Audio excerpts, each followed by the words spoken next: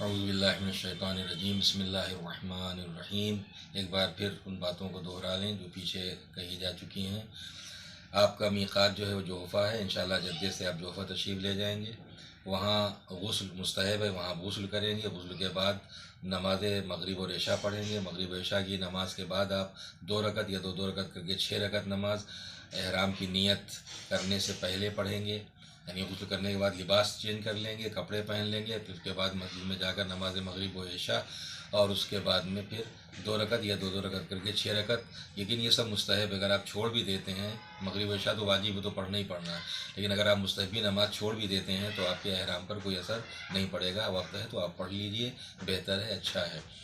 اس کے بعد میں پھر نیت کی جائے گی کہ احرام باندھتا ہوں عمرہ مفردہ کا قربتاً الی اللہ، احرام باندھتا ہوں عمرہ مفردہ کا قربتاً الی اللہ، اور اسی احرام کی نیت کے ساتھ تلبیہ کے الفاظ کا صحیح طور پر زبان سے ادا کرنا ضروری ہے۔ لبیک اللہم لبیک، لبیک لا شریک لک لبیک، ان الحمد والنعمت لک والملک لا شریک لک لبیک۔ اور اسی کے بعد پھر آپ محرم ہو جاتے ہیں۔ محرم ہو جانے کے بعد جو چیزیں حرام ہو جاتی ہیں اس میں خشکی کے جانوروں کا شکار جمع کرنا، یعنی ہم بستری کرنا اپنی بیوی سے، اپنی بیوی کا بوسہ لینا، بیوی کو مس کرنا، ٹچ کرنا، چھونا، یہ سب لذت کی غرض سے، عورت کو دیکھنا اور چھیڑ چھاڑ کرنا، استمنا یعنی کوئی ایسا کام کرنا کہ جس سے غسل واجب ہو جائے، عقد نکاح کرنا، خوشبو لگانا۔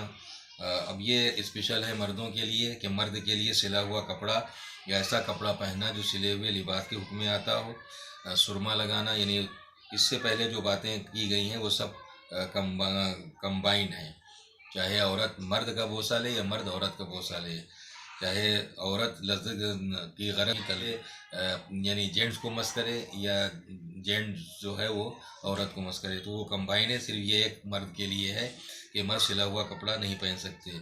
اس کے بعد پھر آئینہ دیکھنا، یہ دونوں کے لیے ہے۔ مردوں کے لیے بند جوتا موزے پہننا، یہ صرف اس میں عورتوں کے لیے نہیں ہے۔